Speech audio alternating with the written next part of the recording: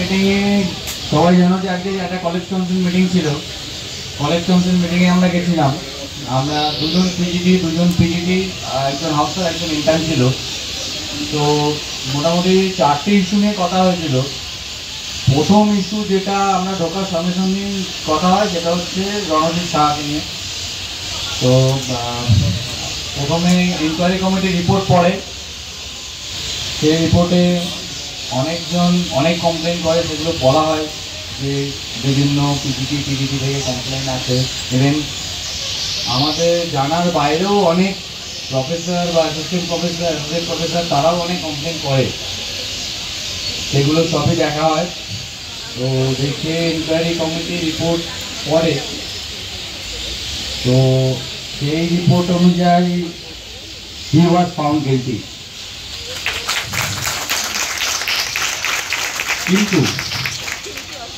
কিন্তু ইউজিরা যে লেটারটা পরে এমএসডিপি স্যারকে দিয়েছিল সেটা নিয়ে ইনকোয়ারি কমিটি আর এক্সট্রা তারা ইনকোয়ারি করতে পারেনি, কিন্তু আলাদা ইনকোয়ারি কমিটি দেওয়ার কথা হয়। কিন্তু সেটা হতে হতেই এবার চলে আসে শাস্তি। ইনকোয়ারি কমিটি প্রপোজ করে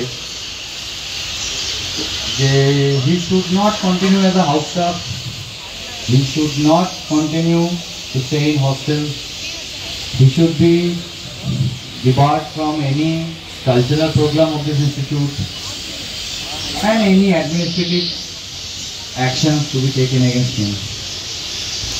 তো সেখানে যেটা জয় বলতে পারো, এক্সট্রা পাওনা বলতে পারো, যে he will be debarred from this institution, be it campus, be it hostel, and a FIR will be filed against him by our institution so that no one, it's not about Ranojit Saha, it's about anyone or any culprit who tries to threaten anyone or try to establish a threat culture in this institution.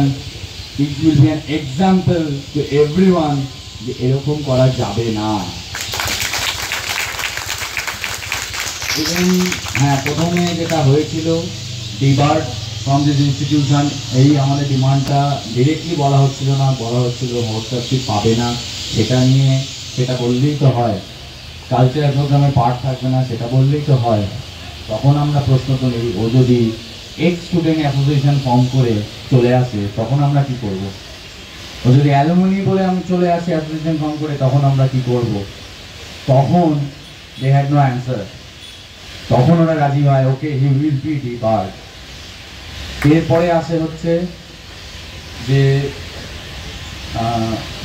আমরা অভিজ্ঞকে নিয়ে কিছু কথা জানি, যে অভিজ্ঞে he is been accuse, he has been suspended from Swasthya ভবন।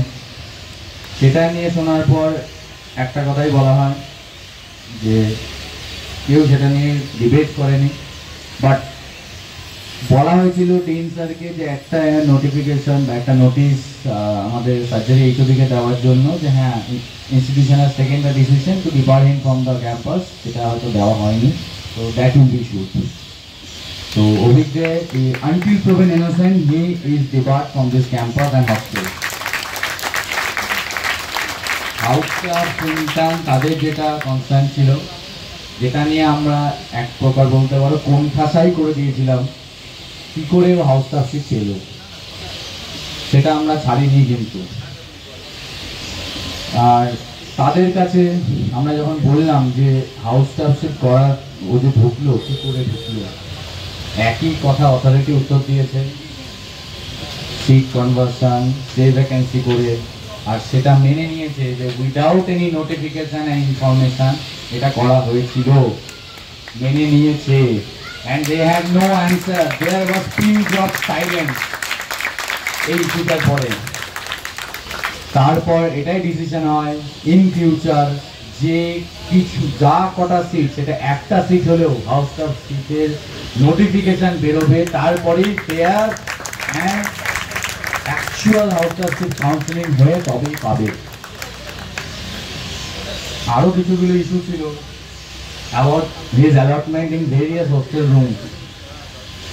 718 and 528 যেটা 528 dean sir confirm করলো। সেটা বলার পর সেই ইস্যুটাও তোলা হয়, সেটার কোনো উত্তর নেই। খারাপ লাগছে বলতে যে এই প্রশ্নগুলোর কোনো উত্তর নেই কারো কাছে।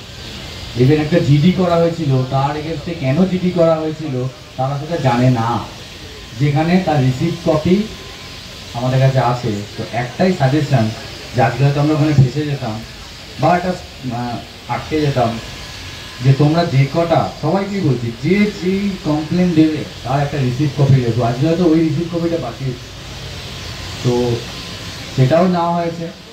যখনই যা হবে প্লিজ একটা রিসিপ্ট কপি রেখো নিজেদের কাছে, যে আর একটা অথরিটিকে জমা দেবো। আর বারে বারেই বলা হচ্ছিল সিকিউরিটি ইস্যুস নিয়ে, যেটা থার্ড পয়েন্ট। সিকিউরিটি ইস্যুস নিয়ে তারা বলছে আমরা এটা করে দিয়েছি, সেটা করে দিয়েছি, সবই বলছি ভালো, উই রেসপেক্ট দ্যাট, বাট আমরা জানি না করা হয়েছে। তো সেটা নিয়ে আমাদের প্রপোজাল ছিল যে আমাদের এসএসকেএম আরডিএ থেকে একটা 12 জন প্রফেশনাল একটা লিস্ট বানানো হয়েছে, 12 জন মেম্বারের একটা এক্সিকিউটিভ কমিটি। তারা কমিউনিকেট করবে with security council about our securities issues. আর সেটা এভরি বাই-মান্থলি, মানে 2 মান্থ পর পর ইন রেগুলার ইন্টারভেল আমাদের হসপিটালে, আমাদের কলেজে হবে। যে কোনো সিকিউরিটিজ ইস্যুস আমরা সেটা অ্যাড্রেস করতে পারবো। বারে বারে বলা হচ্ছিল কেন এতদিন কমপ্লেনগুলো আসেন না, আমরা বলেছি ভয়ে। তাই জন্য সেই পরিপ্রেক্ষিতে অ্যান্টি র্যাগিং কমিটিতে আমরা পুরো পয়েন্ট তুলে বলেছি, পয়েন্ট 6.4.1-এ আছে যে students are allowed in anti ragging committee. তারা মেনে নিয়েছে একজন ইউজি অ্যান্ড একজন পোস্ট গ্রাজুয়েট বা পিজিটি ওই অ্যান্টি র্যাগিং কমিটিতে থাকবে এরপর থেকে।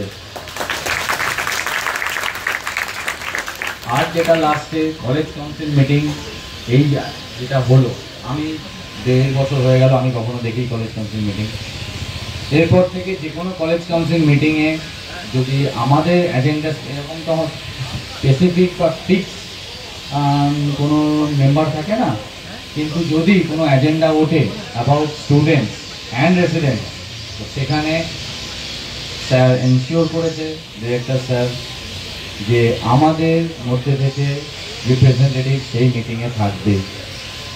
তো আমার মনে হয় আজকে আমাদের একটা খুব বড় জয়, যে আমাদের হসপিটাল থেকে আমরা অন্তত এই quote and quote safe culture, এই ব্যাপারটাকে আমরা বার করতে পেরেছি। অফিসিয়াল 4টে নোটিশ বেরোবে, চলে গেছি, হয়ে গেছে। তো নোটিশের জন্য আমরা গেছিলাম, আমরা নোটিশটার জন্য গেছিলাম। কালকে সকালবেলা আমরা রিসিভ করাবো, এখন রিসিভ করার লোক নেই। নোটিশটা কাল বিকেলের মধ্যে বা পরশুদিন সকালের মধ্যে অফিসিয়ালি রিলিজ করে দেওয়া হবে, একটা কপি আমাদের কাছে দেওয়া হবে। তো let's hope for the best, আর পেনজেবি হোক, continue with the cultural programme. আমি পার্সোনালি খুব টায়ার্ড, কালকে আমরা রাত জেগে একটুও ঘুমাইনি, আমি অনেকবার সায়ন। তো thank you everyone, and special thanks to আমাদের শুভঙ্কর দা। চলো এনজয়।